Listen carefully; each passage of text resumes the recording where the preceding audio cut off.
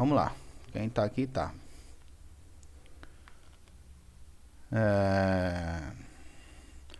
Então a gente começou falando de Portugal, mito fundador do país português, a invasão dos mouros, dos muçulmanos e a retomada, a reconquista do território.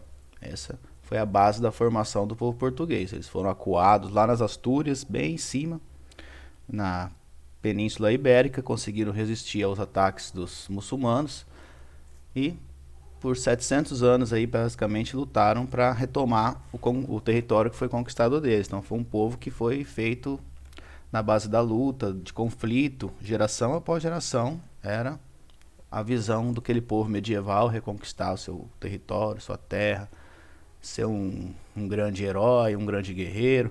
Então essa é a formação do povo português.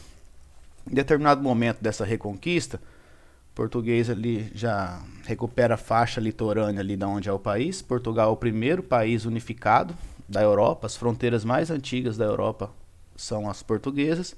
E no reinado de Dom Afonso Henriques, Portugal fica satisfeito com o território que ele conquistou e para por ali. O que ele começa a fazer? Ele começa a defender o território que ele já tem hoje.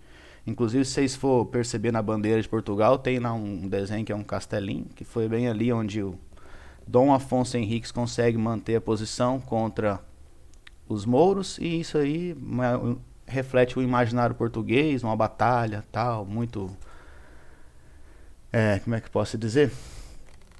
Abençoada por Deus, porque eles estavam em minoria e conseguiram resistir ao ataque. Então tem esse quadradinho lá em formato de um castelo que existe até hoje em Portugal. Dali nasce o reinado de Dom Afonso Henriques e o povo português estabelece suas fronteiras.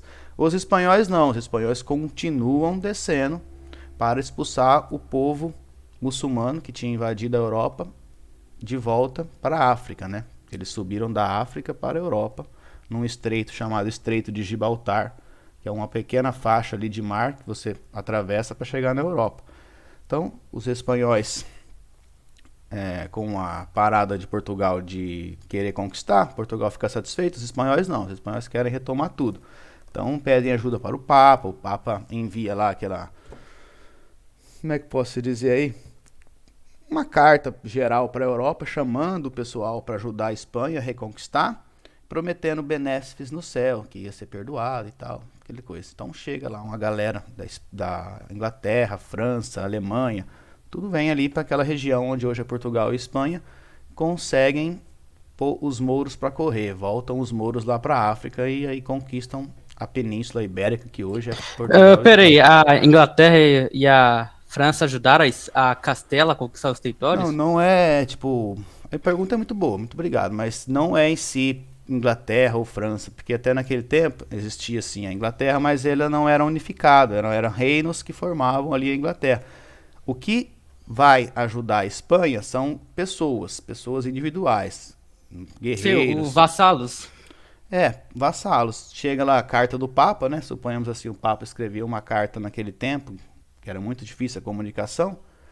O mensageiro atravessava Roma, tal, Europa, ia desembarcava lá na ilha britânica, aí passava para um padre, para o outro, cidade em cidade, pregava lá na parede, o Papa está convocando para uma cruzada, expulsar os muçulmanos.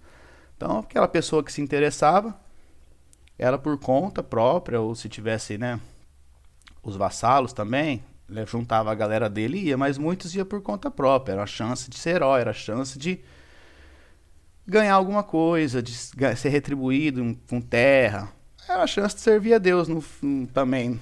Por que não? O povo era muito católico, religioso, a Idade Média, cheio de contos de fada, heroísmo e tal. Então, era uma oportunidade para os jovens, que a mobilidade social naquele tempo era muito difícil. Se você nascesse ali um vassalinho, se o seu pai fosse, sei lá, um cara que faz sapato, provavelmente você seria um cara que faz sapato, seu filho seria um cara que faz sapato. Então a mobilidade social era pequena. Essas guerras, essas cruzadas, era a chance de você ascender socialmente. Se você não se destacar, com certeza o líder ali retribuiria você com favores, com animais, com terras. Então era uma chance de ascender socialmente via batalhas, né? Que de outro jeito era bem difícil naquele tempo, não igual é hoje. Então o Papa distribui todas essas cartas lá, convocando a galera em geral para ajudar os espanhóis a realmente, de fato, tirar os mouros da Europa, levar eles de volta para a África. E face aquele exército com 50 mil homens, é um exército espanhol. Portugal, alguns caras vão ajudar, mas como eles estão estabilizados, eles já têm outros planos, que é a navegação, que a gente vai chegar lá. Então os espanhóis, com toda essa ajuda, chega lá em Granada, que é o último reino, né, uma fronteira ali, consegue conquistar.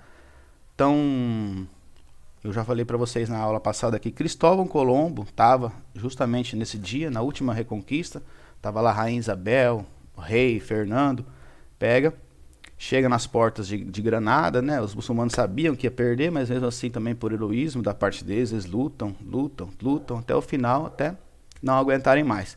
Então chega lá nas portas da cidade, a cidade caiu, erguem-se as bandeiras, tocam-se as músicas, o pessoal se veste de gala, os reis, as rainhas, os príncipes, os senhores da guerra, todo mundo coloca sua melhor roupa, cantam vivas, içam a cruz e tal, e conquistamos, e assim Espanha conquista.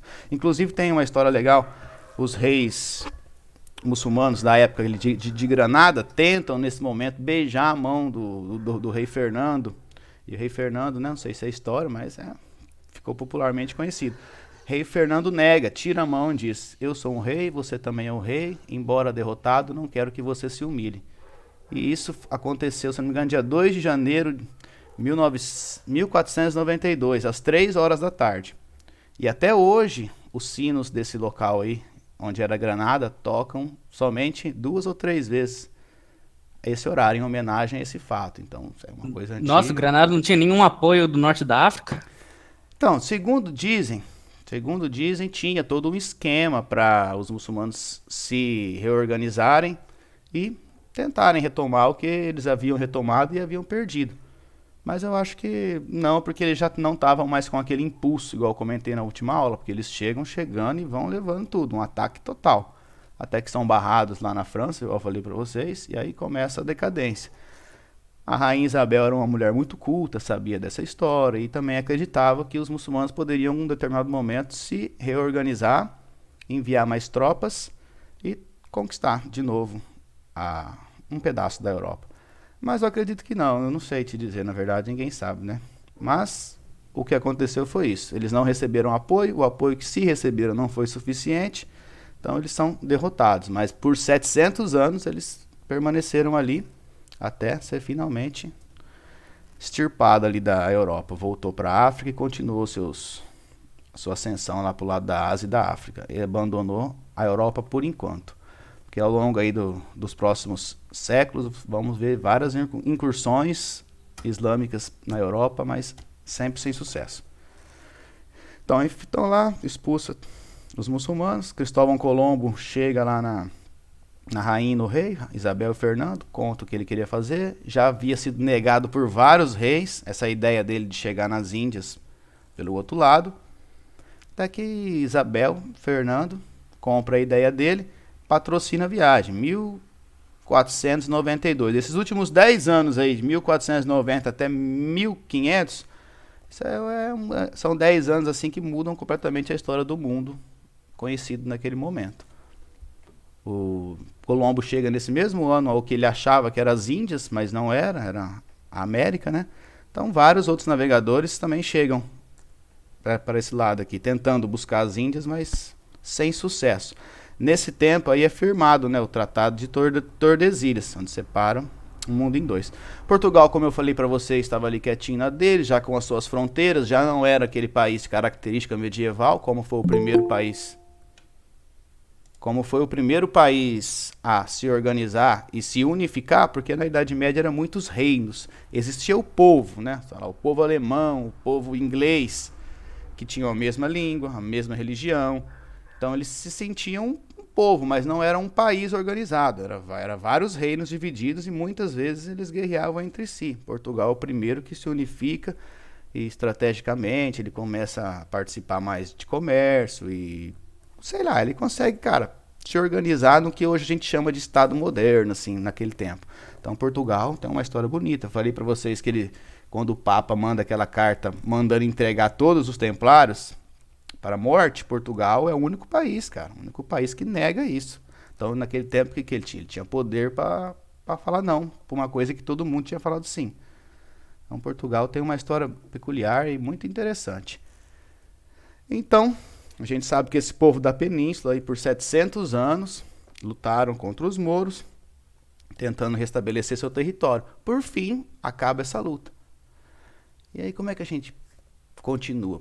Porque por 700 anos, geração após geração, eles foram ensinados, foram adaptados à busca de território, conquista e luta contra o inimigo invasor e tal. E como é contado pra gente, diz que os portugueses saíram para fazer negócio e tal, e parou aqui no Brasil, mas essa história não faz muito sentido. Porque é esse povo heróico, esse povo herdeiro dos templários. Esse era o mito. Os mitos estavam na cabeça, no imaginário coletivo daquela sociedade. Então, Portugal, com a herança dos templários, que muda de nome, monta-se a Ordem de Cristo, tem um plano que durante 80 anos eles trabalharam nesse plano, mandavam navegantes para tentar chegar nas Índias, dar a volta na África, tentar chegar nas Índias. Até uma colega falou se eu não me engano, os turcos estavam tomando conta da rota, mas era a rota através do Mediterrâneo. Passa-se por um estreito chamado... É o estreito na Os turcos Turquia. bloquearam o comércio de Constantinopla e Cairo, né? Isso, mas não é pelo oceano essa rota. Essa rota era a rota conhecida. Você passa pelo mar Mediterrâneo, cruza ali um estreito entre a Grécia e o que hoje a gente chama de Turquia. Como eu disse que os muçulmanos estavam fortes, naquele território principalmente, eles não deixavam a galera passar com facilidade. Então precisava-se arrumar outros caminhos para negociar com as Índias, buscar as especiarias e tal. Então Portugal lança lá navios para fazer essa rota, né, que eles planejaram e tal. Então todo esse plano durou 80 anos, até Vasco da Gama conseguir completar ele, dar a volta na África, chegar lá nas Índias, inúmeros perigos, inclusive tem lá os Lusíadas, que conta toda essa história. Portugal se arriscou nos mares, perdeu muitos homens. Citei na aula passada os versos de Fernando Pessoa, né? Ó mar salgado, quanto do teu sal são lágrimas de Portugal. Aí no fim desses versos ele comenta: valeu a pena? Tudo vale a pena se a alma não é pequena. Então o povo português ele tinha essa característica de heroísmo, de desbravar aventuras e tal. Por fim, beleza, tal, contornou lá, deu isso em 1497, se eu não me engano. O Vasco da Gama completa essa viagem. Na hora da volta, bem dizer, tudo dá errado. De todos os navios que partiram, apenas 2 retornam para Portugal. Eles navegaram contra o vento, demoraram um monte para chegar, morreu um monte de gente, perdeu um monte de navio. Mas chegou com a missão cumprida. Foram, acharam lá, trouxeram as provas, né? Aí, professor, os portugueses, quando chegaram na Índia, eles teve treta, né, com os indianos e o Império Otomano, né? Eles teve, bem dizer, treta por onde passou. Onde eles passavam, se você lê os Lusíadas, você vai ver, onde eles passavam tinha muito muçulmano, eles tinham que se fingir de muçulmano, tinham que correr. Como eles eram apenas alguns navios, tiveram treta ao longo dos caminhos, até chegar onde eles queriam chegar, num porto mais ou menos seguro, e conseguir realmente achar os indianos, que até então eles estavam... Onde eles paravam era muçulmano, Conseguiram fazer o que foram fazer, retornaram, beleza. E 2 anos após isso, cara, aí acontece que eles vão vir parar aqui no Brasil. Muitas vezes, muitos historiadores dizem que o português já sabia que tinha alguma coisa ali para baixo. Outros dizem que não, que foi por acidente. Então isso daí acaba que nunca vamos ter certeza realmente do que aconteceu. Mas os portugueses não interessa muito. Então, vocês estão lendo lá a carta do Pero Vaz de Caminha, que vocês comentaram, então tem lá uma parte lá. Não existe casualidade quando se acredita na providência. Então, essa era bem dizer a mentalidade dos portugueses. Não importava muito como eles tinham chegado. O importante é que eles chegaram. Então, a armada que chega nas Índias, em 97, 2 anos após, lança-se outra armada para fazer o mesmo trajeto, mas acaba Pedro Álvares Cabral, nobre, né? Os relatos dele são relatos de medieval, de herói, tal, nobre, amigo do rei, prudente, benevolente com os inimigos. Então tem bastante coisa do Pedro pra gente ler, que a gente só sabe que ele chegou aqui, mas não sabe nada muito dele. Então tem bastante coisa bacana aí, que o herói é pintado lá com muitas tintas e é bacana saber.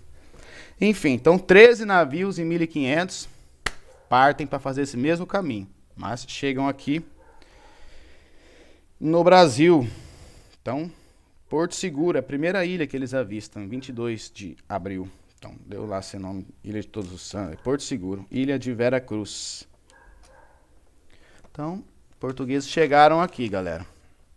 E aí tem outro trecho aqui que eu separei da carta, que é bem legal, vocês devem ter lido lá. Pra vocês verem como é que era a mentalidade do povo português, a mentalidade medieval. Porque não basta só a gente saber julgar, sabe?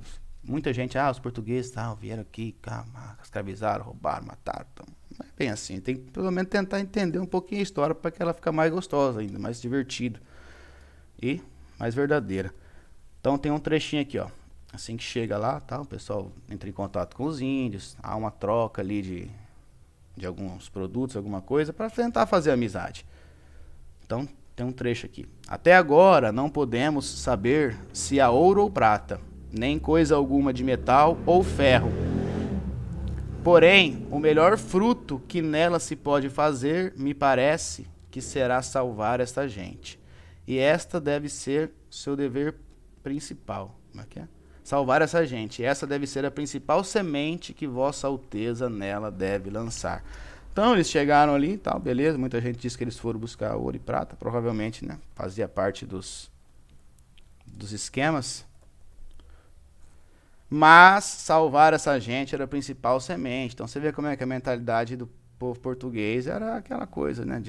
De romance e tal. Salvar essa gente que tá aqui perdida e tal. Mas, enfim, esse contato entre os povos aí não foi muito fácil. Todos os historiadores aí, bem dizer, sem exceção, eles tratam a vida humana como tenha surgido na África.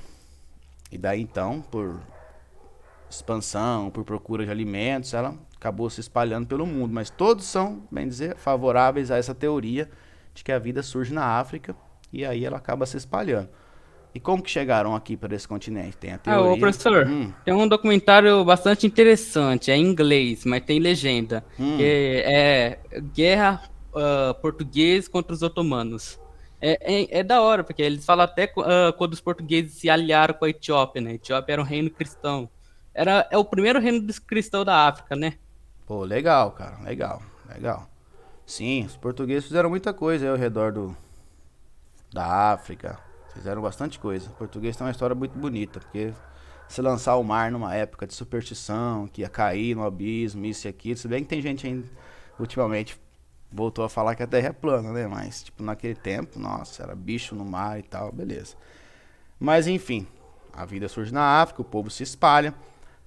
Segundo, né, o que dizem por aí, o pessoal da África chegou aqui na América através do Estreito de Bering, que na última era glacial, 10 mil anos atrás, congelou e eles conseguiram atravessar. Chegaram aqui e aí foram descendo o continente.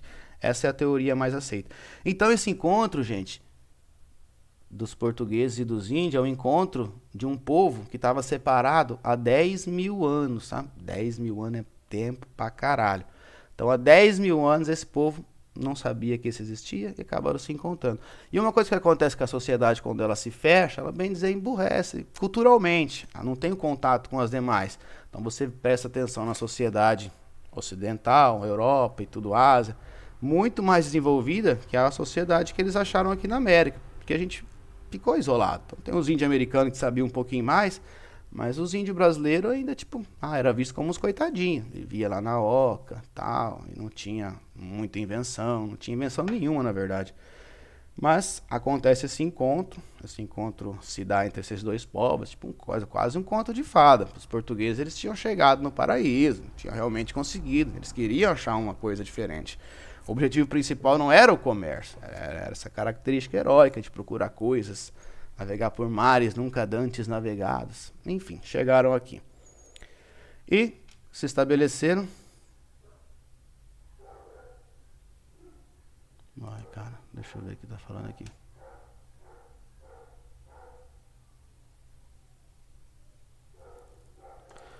E aí, português chegou, beleza. A principal O objetivo, cara, depois que você descobriu a terra, é proteger a terra, né? E criaram-se algumas feitorias aqui pela costa do Brasil e retirar, né, cara? Comercialmente tem que valer a pena. A vinda, as viagens era coisa cara, absurda. Então procurou-se algo para te ter um lucro. E o que acharam foi o pau-brasil, cara.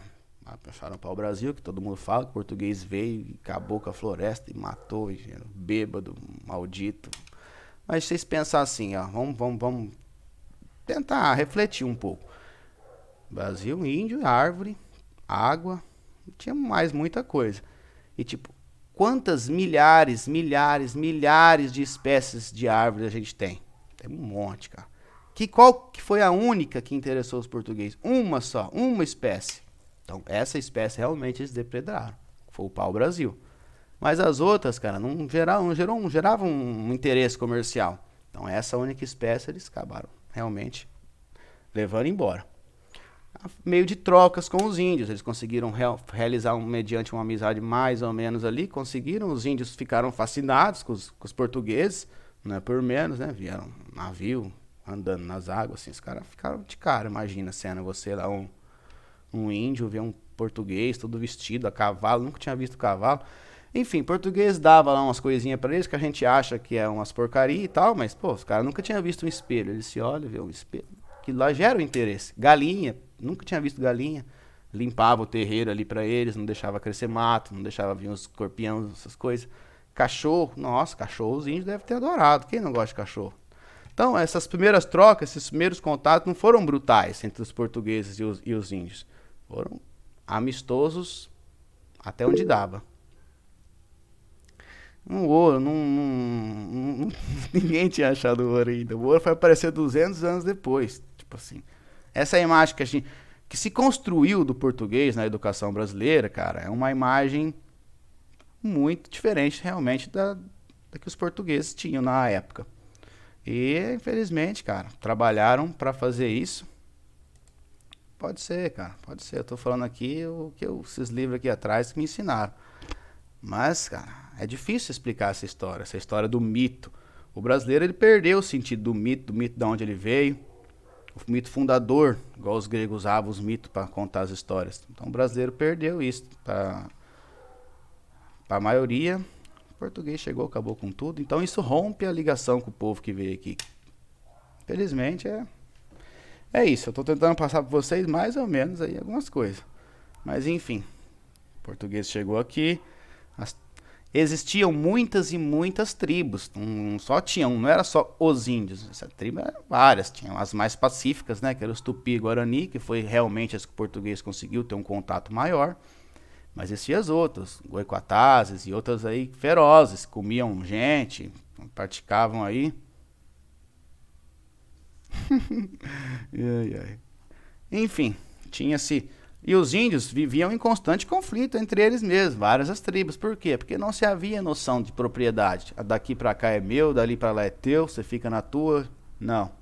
Então as propriedades estavam sempre crescendo, sempre diminuindo. Sempre alguém estava em confronto com alguém. Esses índios que conseguiram fazer a amizade com os portugueses, foi os índios que acharam vantajoso se aliar aos portugueses. Na busca de uma proteção de outras tribos rivais. Então, foi o índio mais fácil de se domesticar, de ensinar a língua, aprender a língua. Então, esses Tupi-Guarani foram os indígenas que conseguiram aí realmente se unir aos portugueses e ter uma história. Tem vários índios heróis aí, vários índios que defenderam contra a invasão francesa, contra a invasão holandesa. Então, isso daí tá cheio. Mas, enfim, o pau-brasil, cara, era a única lucratividade que os portugueses tinham aqui no Brasil. Por um tempo ficou assim, uns 30 anos mais ou menos, ficou só nisso. O português vinha, largava umas tranqueiras, pegava umas madeiras e vazava. E os índios estavam lá, cara. Alguns portugueses ficaram, os índios felizão, com as coisinhas dele, beleza? Se defendendo dos outros. E essa era a relação. Brasil e Portugal ficou mais ou menos desse tempo. Só que o Brasil era uma promessa para os portugueses. A Índia era uma realidade. Então, o foco português não era o Brasil, eram as Índias. Outros navios ia e vinha. Chegava-se a lucrar 300, 500, 1000% com uma compra na Índia, revendendo na Europa. Então, os portugueses acabavam fazendo isso muito mais do que investir no Brasil. O pau-brasil perde o valor e os franceses começam a ficar de olho aqui nas nossas terras. Então aí Portugal tem que se coçar, teve que se agitar para defender, porque sabia que se os franceses dominassem seria mais difícil. Bem que o Brasil era grande pra caramba, é grande pra caramba, mas os portugueses não queriam dividir. Então, Antes dos holandeses invadirem, era só os franceses que ficavam enchendo o saco? realmente, só os franceses e os holandeses que invadiram o Brasil. Outros Teve a passavam, Inglaterra mas... também, né? A Inglaterra também já participou. Não, a Inglaterra nunca tentou invadir o Brasil. No máximo eles Não, paravam em algum lugar aí pra fazer Não, um... é que quando Portugal e Espanha eram unidos, a Inglaterra odiava a Espanha e ao mesmo tempo odiava Portugal. Mas é mais pra frente. Mais pra frente vai haver a União Ibérica, né? E aí Portugal tenta se manter longe desse conflito aí. Porque nesse tempo aí com o ouro dos outros índios, porque a Espanha chega lá e acha ouro. Os espanhóis chegam lá na América e acham ouro. Português não, português não dá essa sorte. Então a Espanha, além de fica muito poderosa em pouco tempo. Então tem essa rixa com os ingleses. Mas Portugal estava fora, até porque Portugal estava sem rei nessa época. Então a Espanha meio que fez a união das coroas ibéricas, como ficou conhecido. Mas vamos voltar aqui estamos antes ainda. Então o Brasil era uma promessa, a Índia era uma realidade. Portugal decide acelerar o povoamento. Quer acelerar o povoamento, mas era difícil encontrar pessoas para sair de Lisboa, do Porto, né? Cidades aí bacana, para vir morar aqui no fim do mundo, onde só tem bicho, terra. A promessa de que você ficaria rico. O português só podia oferecer isso, terra para a galera tomar conta, investir por conta própria. Então, um estilo português que já tinha dado certo em outros lugares, é o que eles fazem aqui, que você já deve ter ouvido falar, né? A capitania hereditária. Então, muito disso do que eu falei é só para a gente ter uma base do mito fundador. Então, a gente chegou no Brasil agora, capitanias hereditárias, aí começar um pouquinho a matéria realmente.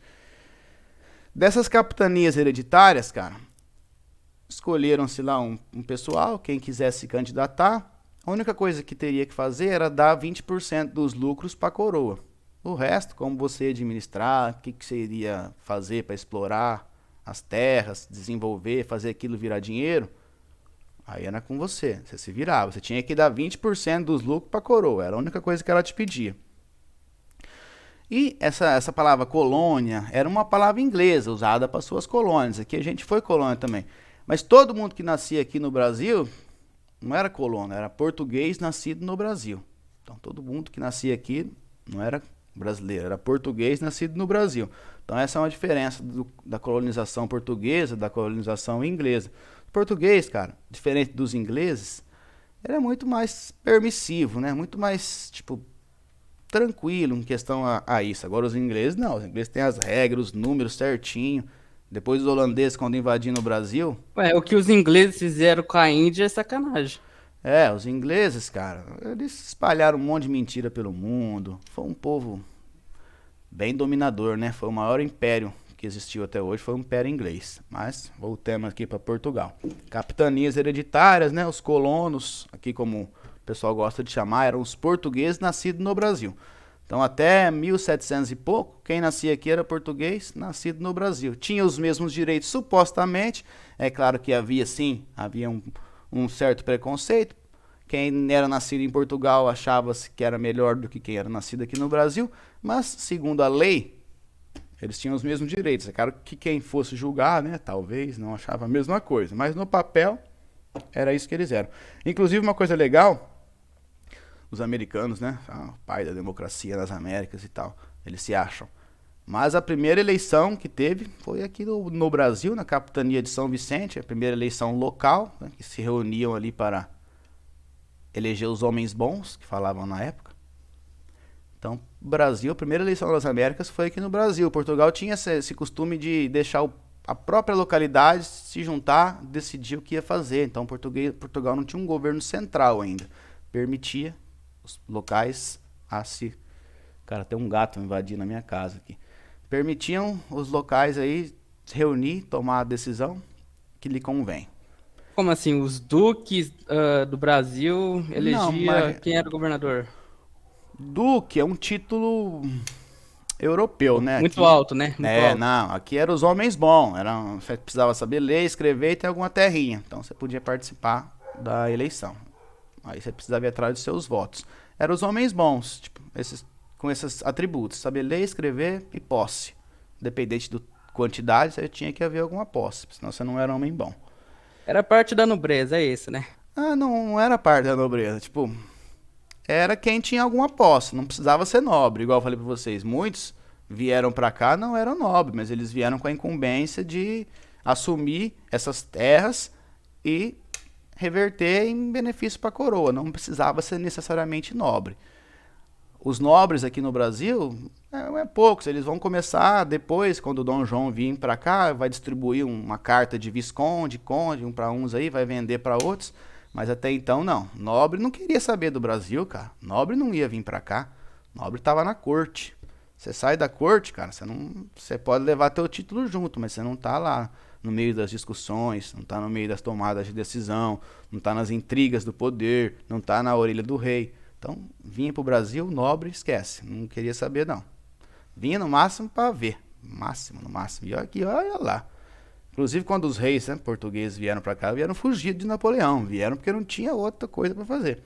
Mas enfim, no geral, os portugueses eram bem assim tolerantes com a galera deles ali. E as raças, né, tal, português e índio tentavam no máximo se dar bem do jeito que dava. Enfim, então a primeira eleição nossa aqui, que isso aconteceu, 1532 em São Vicente. E de todas essas 15 capitanias aí, cara, era uma missão difícil, mais difícil do que parece. Pô, você chegar num lugar, chegar, tem aquele monte de ar, bicho que você nunca viu. Então, da onde você vai arrumar dinheiro ali? Então foi bem difícil, cara, essa parte das capitanias. Tanto que só duas prosperaram. A capitania de São Vicente, com o Martim Afonso e seu irmão, e a capitania de Pernambuco, Duarte Coelho. Todas as outras, cara, fracassavam. Você ia lá, você construía suas coisas, vinha esses índios mais hostis, mais ferozes, ia lá e botava fogo. Porque o cara chegou aqui com uma carta. Eu sou um donatário, o rei me concedeu essa terra. E vai mostrar pros índios. O que vai valer aquilo lá pros índios? Não vai valer nada. Então, era difícil se assentar, cara. Você tinha que lutar e ter sorte também. Mas, enfim, todas essas outras fracassos, só vai interessar pra gente se alguma questão cair. São Vicente e Pernambuco, as únicas duas que prosperam. Inclusive, São Vicente aí começa depois os bandeirantes, né? Começam a explorar e conquistar, mapear o território Quer dizer então nacional. que as outras capitanias não deram certo porque os índios ganhavam as batalhas contra os portugueses? Não, esse é um dessas razões. Não foi assim, os índios foram lá e não pode ser simplista assim. Talvez o cara não era muito bom, o cara era meio preguiçoso, não trouxe número de gente suficiente, não tinha capacidade. Então são N circunstâncias. Os índios ferozes também entram aí no meio dessas circunstâncias. Então, havia regiões, cara, em que os índios eram muito ferozes. Depois vocês procuram aí os goicatazes, aí uns outros que também fiavam umas coisas assim na cara. Vivia ali pro lado do Rio de Janeiro, um pouquinho pra cima ali. Então era muito feroz aquela galera. Tem relatos, vocês pegam aí relatos aí do canibalismo, que se você comia uma pessoa superior a você, você conseguia herdar aquelas características dela. Cara, tinha índio pra tudo gosto. Escolha do cliente, escolha do freguês. Não sei se vocês já viram aquele filme do Mel Gibson, Apocalipto. Muito bom, muito bom. Eles explicam mais ou menos essa forma de guerra entre as tribos, mais um pouco pra cima, a sociedade pré-colombiana lá. Então é simplismo da nossa parte achar que os índios aqui era bom, tudo bom, mocismo, viviam em harmonia, num paraíso. Então foi o que eu falei pra vocês, eram muitas tribos. Inclusive hoje a gente tem um monte de tribo, imagina naquele tempo, mas tinha tribo pra dar com pau. Não temos os relatos, todas as tribos, o que a gente tem é que os portugueses, principalmente os jesuítas, legaram pra gente, porque os índios nada escrito deixaram, infelizmente, perdemos muita coisa. Perdemos a oportunidade de conhecer mais. O que a gente conhece é achados, que a galera acaba, né, encontrando aí, tirando umas conclusões. Mas de concreto mesmo, assim, de costume, que a gente tem é que os jesuítas, na sua maioria, né, escreveram. Alguns portugueses, outros que vieram passear por aqui, deixaram. Os próprios índios mesmo, um ou outro que aprendeu a escrever, contou alguma coisa que também não me lembro de ter lido. Mas enfim, essa missão era muito mais difícil do que parecia, né? Então, 2 capitanias prosperam, todas as demais fracassam. Nesse mesmo cenário, cara, o açúcar lá na Europa começa a atingir preço assim, igual de gasolina hoje. Dispara. Era vendido em gramas. Então os portugueses, cara, tentaram adaptar o açúcar aqui no Brasil. Então essa é a introdução do primeiro ciclo, né, brasileiro, que é o ciclo do açúcar. Os portugueses trazem aqui, devido aos alto preço, né? Começa a se construir engenhos pelas costas, né?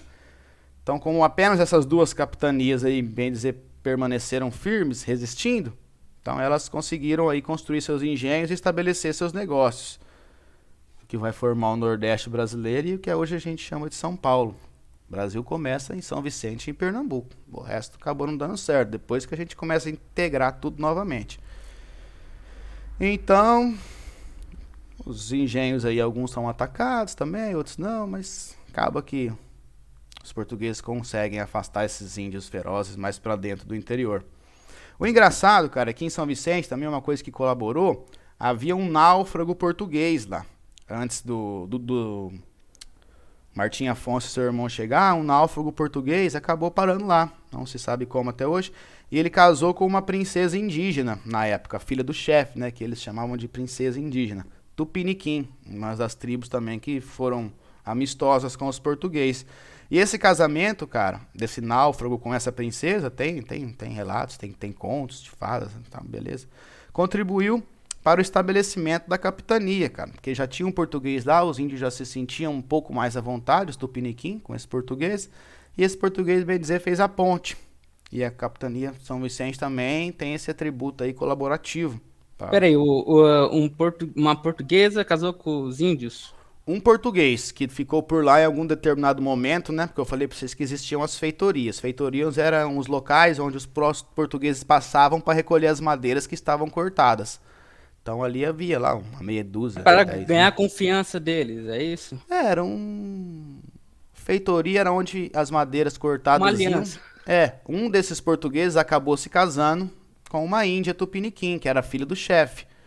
Então acabou criando-se ali um laço, uma aliança. Aí quando chega a galera da capitania de São Vicente, pelo fato de já ter um português, pelo fato do português ser casado com a filha do chefe, eles acabam ficando mais amistosos e a galera de São Vicente consegue se estabilizar sem tantos conflitos, igual no restante do Brasil.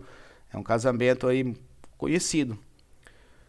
O Caramuru, tem também outra história do Caramuru, lá no, se não me engano é Salvador, o índio Caramuru, tal. Eu não lembro agora o nome, fugiu, mas tem 2 relatos desses de português casando com um índio bem lá atrás. Isso, velho, na cabeça dos ingleses era impensável, cara. Um inglês casar com uma índia, tá maluco. Os portugueses já não, os portugueses não via muito problema nisso. Então, pau torava lá.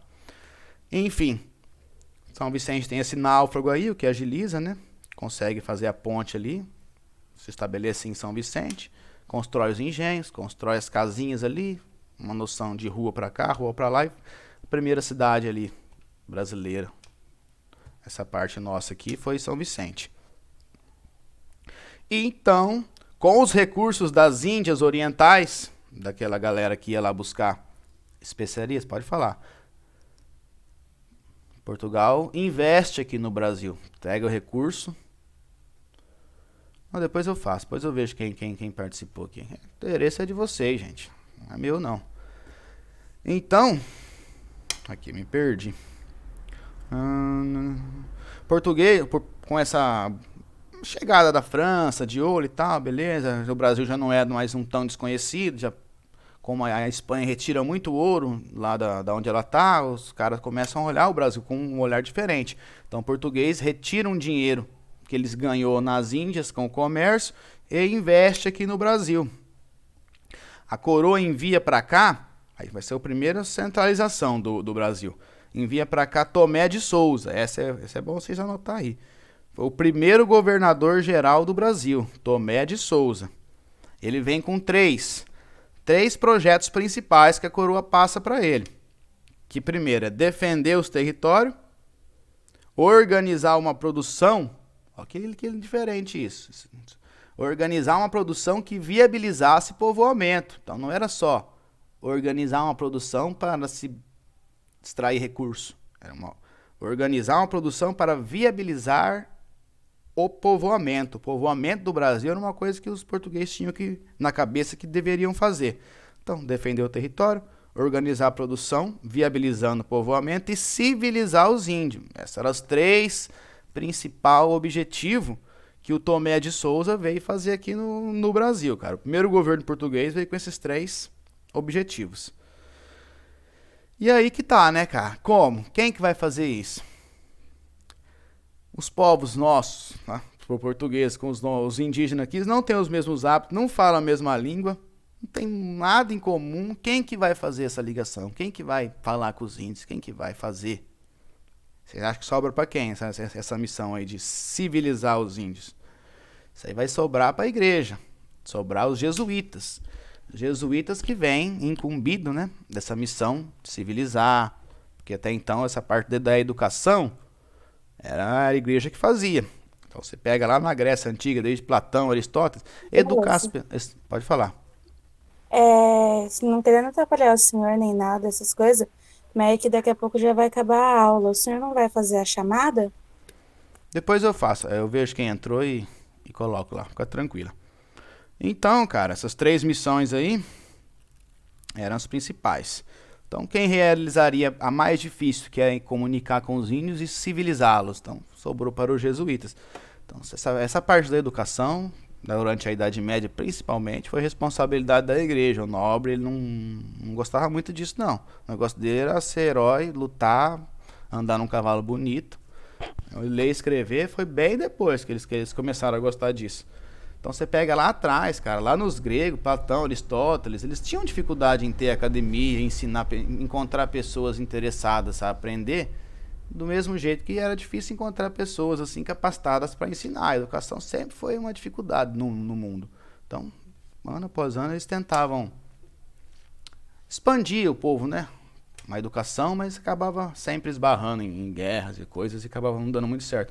Com uma paz assim duradoura, mais ou menos por se dizer, muitos conflitos, mas pode se chamar de paz, durante a Idade Média começa a se aparecer o clero. O que era o clero? O clero não é padre. O clero é um conjunto de pessoas que sabem ler e escrever e que consegue se comunicar com bem dizer, os mortos, né? É aquele povo que não só vê as opiniões vigentes na época dos viventes, mas é aquele povo que também que leva em consideração os pensamentos, as ideias dos que já morreram. Então o clero era isso que eu acabei de falar. Não era um padre, era os letrados, né? Como assim se podia dizer. Mas geralmente, como eram os padres que era letrado, acabou pegando aí que clero era padre. Mas enfim, essa missão de ensinar, cara, sobrou realmente para os jesuítas. Então os jesuítas desembarcam aqui no Brasil, liderado também, o Manuel de Nóbrega. Então, se vocês quiserem anotar o nome desse cara aí, foi o primeiro jesuíta. Também quem criou os jesuítas foi o Inácio de Loyola, né? Santo Inácio de Loyola, cara. Bem lembrado. Manuel de Nóbrega chega aqui com essa missão de educar, né? Se eu não me engano, Manuel de Nóbrega. É isso mesmo, Manuel de Nóbrega. Então, cara, na Idade Média surge, né, as universidades, Salamanca, Coimbra, Colônia, Paris, Bolonha, depois Oxford, Cambridge. Então, com a reforma protestante, cara, isso aí aviva o coração dos jesuítas, cara, essa vontade de realmente ensinar, porque eles achavam que a reforma protestante era uma mentira que ganhou força. Então eles tinham em si esse heroísmo também característico da Idade Média de querer levar para outros povos a verdade. Não, é que a Igreja Católica perdeu influência na Alemanha, né? No norte da Alemanha, né? Mais pro norte, né? O sul era católico da Alemanha. Aí eles foram tentar catequizar a América, né? Não só por esse ponto, a gente perdeu aqui, vamos ganhar lá, também. Mas aí tinha na carta do Pero Vaz de Caminha, cara. E parece que será salvar essa gente, a principal coisa, né, que o rei deve fazer. Que era esse impulso de catequizar, isso daí se você lê um livro de alguma uma vida de algum santo, você vai ver que os caras não titubeavam. Cara, loucura, bicho. Você embarcar num barco e vir aqui tentar catequizar alguém que você não sabe falar, não sabe conversar, nunca nem viu. Não tem como explicar, sabe? É coisa que... não sei. Ah, sacanagem mesmo foi o rei da Inglaterra.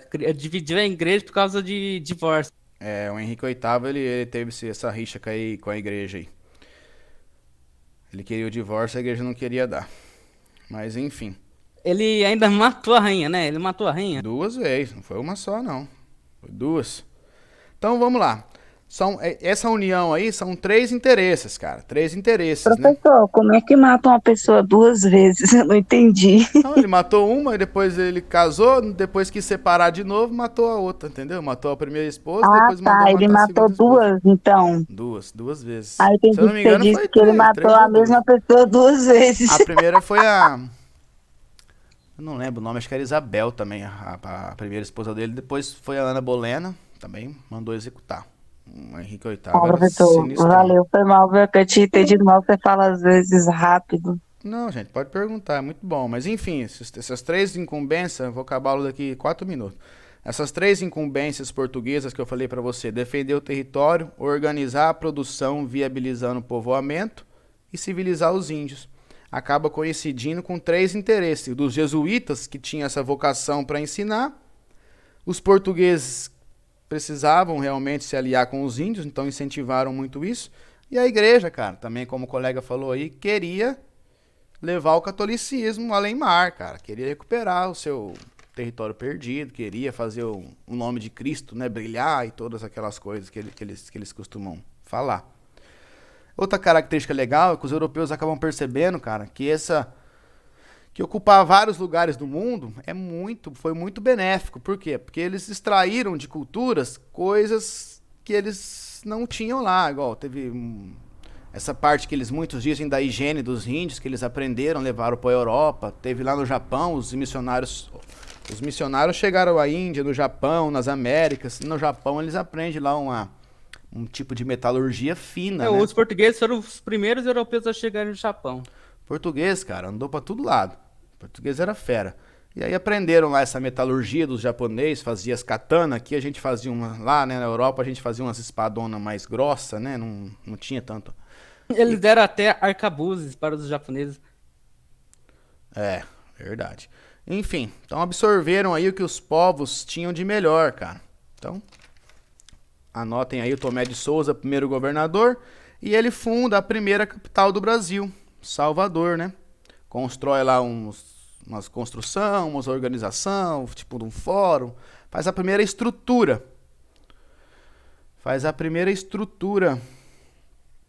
Eles chegaram a construir Civilizacional, assim. igreja? Cara, a Eles... igreja é a primeira coisa que constrói, bicho. Você pode ir não existe civilização sem uma religião. Você pode ir em qualquer canto hoje mesmo ainda, qualquer cidadezinha que tem aí 1.000 habitantes, você vai chegar lá, vai ter uma praça com uma igreja. É, pode voltar lá atrás, lá para os homens das cavernas, eles acreditam em algo sobrenatural. Uma religião sempre faz parte das bases da sociedade. Então, não existe uma sociedade Ô, que não tenha prof, tido isso. desculpa te incomodar, porque já terminou o horário. Eu queria saber se a gente já podia entrar na outra aula. O pessoal Cara, tá. fica à vontade. Vamos parar aqui no Tomé de Souza, fundando a primeira capital, Salvador. Né? Porque no próximo aula a gente vai chegar aqui uma parte Aí diferente. sim, falou da minha Bahia, eu não vou perder essa aula por nada na vida, hein? Aí sim. Gente, desculpa se eu alonguei, mas também não avançamos muito, mas é importante o começo aprender um pouco as bases. Gente, vai lá. Bom descanso, boa aula próxima. Fiquem com Deus. Tchau, tchau.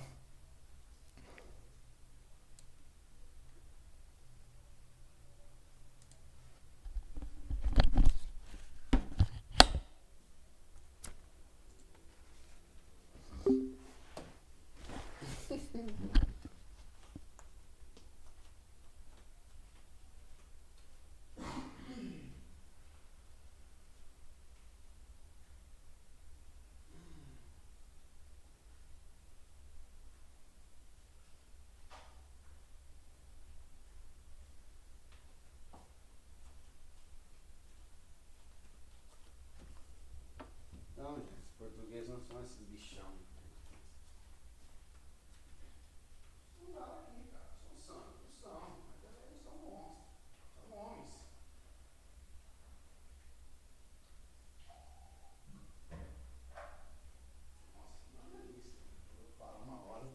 Sem parar, cara.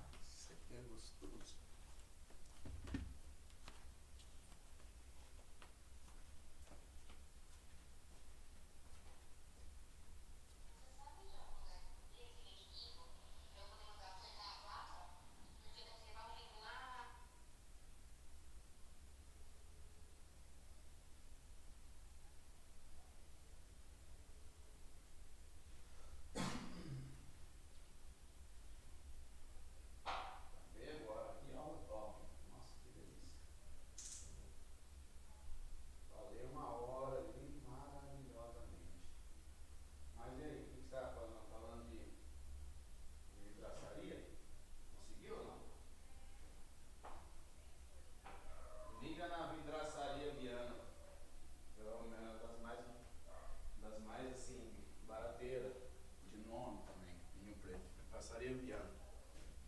Inclusive aqui perto de casa.